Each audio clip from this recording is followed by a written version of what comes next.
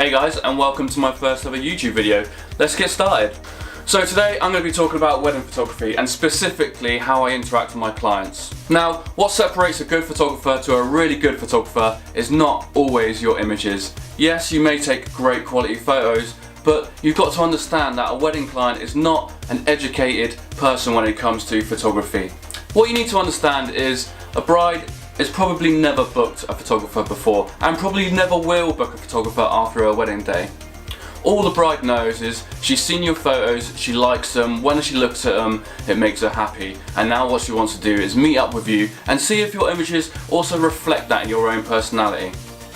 So let's talk about dress code. What do you wear when you go and meet your client? Now, I've tried several things, but one key thing I would definitely say is don't try too hard. Do not turn up in a full-blown tuxedo. This is going to give the appearance that you're trying way too hard to get this wedding booked. So over time, I've figured out what works best for me, and that's a shirt, jeans, smart casual, definitely no hat. So let's talk about where you're going to meet your clients for the first time. If you're just starting out in wedding photography, I recommend a generic coffee house, a Costa, a Starbucks. These work really well, you know what's on the menu, it's easy to order a drink so you can get a drink for your clients, you can get a drink for yourself really nice and easy without any hassle.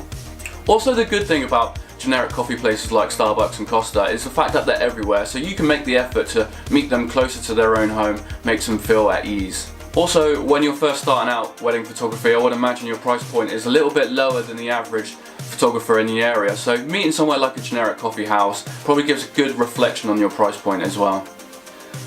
I've kind of moved away from the generic coffee houses now to give that reflection on price point on the kind of photography that I'm trying to sell, and my product that I'm trying to sell is a little bit more slightly upmarket compared to what I was doing when I first started out in wedding photography. So now when I'm meeting my wedding clients, I've got something else to talk about from the get-go. This really cool environment that I've met them in, you know, I can talk about the wine menu, I can talk about the really cool craft beers that they've got on tap. It gives something to talk about other and outside of photography.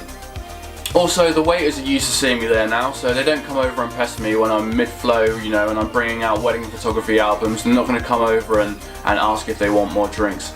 But also, when they do come over and ask us if we want any more drinks, because they're used to seeing me there, they're super friendly, and this kind of gives off a really nice trust vibe to the wedding clients. You know, if a waiter can trust me, then, you know, it gives off a vibe that a potential wedding client can put that trust in me as well.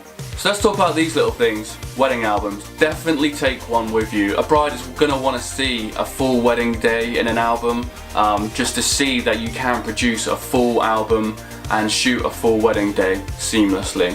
When I first started out, I was doing pretty low-end budget weddings and I didn't have the perfect shot in every sequence of the wedding. So what I did is I made an album and compiled all my best shots from across lots of different weddings, and that works and I still use it today. But I would definitely say try and have a full day wedding album with you to show the bride.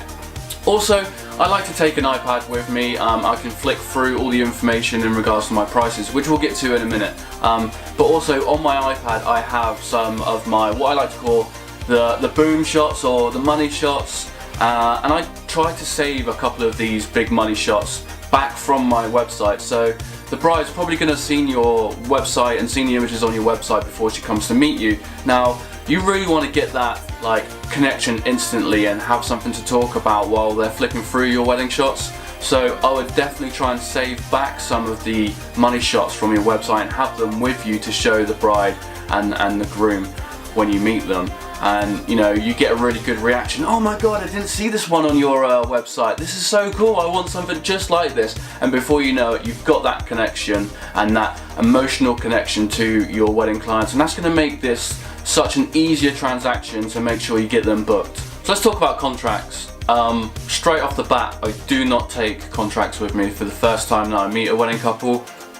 If I'm start pulling out contracts, it's going to come across that I'm a little bit overconfident and a little bit cocky maybe, or maybe a little bit needy to book them.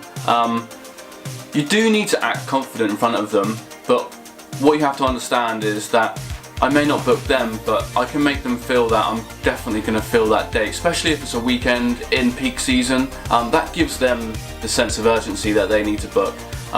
But kind of just put it across to them it's up to them to make the move, and just kind of say to them, you know, give me a call in a couple of days once you've had a think about it, and we can sort our contract out later on down. So I'm off to meet one of my wedding clients in a couple of hours at a local hotel in Bournemouth. They've already booked me, but we're just going to go through some of the finer details of their wedding day. And this is definitely a necessary thing for you to do. Whether it's over the phone or via email, you need to keep in touch with your wedding clients once you've booked them. Give them the reassurance that they need to make sure they feel like you're on top of things. So what I like to do is a couple of weeks before the wedding, give them a call and see if they're free for a cup of coffee and just to catch up, to go through the finer details like the timings, the locations, who's best man, who's bridesmaids, get the list of the group shots that they want, maybe do a walk around the venue, and that's what we're doing today. So I'm meeting them at the hotel in Bournemouth. We're going to do a quick walk around the venue, we're going to catch up with their event organiser at the hotel, and just generally go over the day-to-day stuff that is required to make sure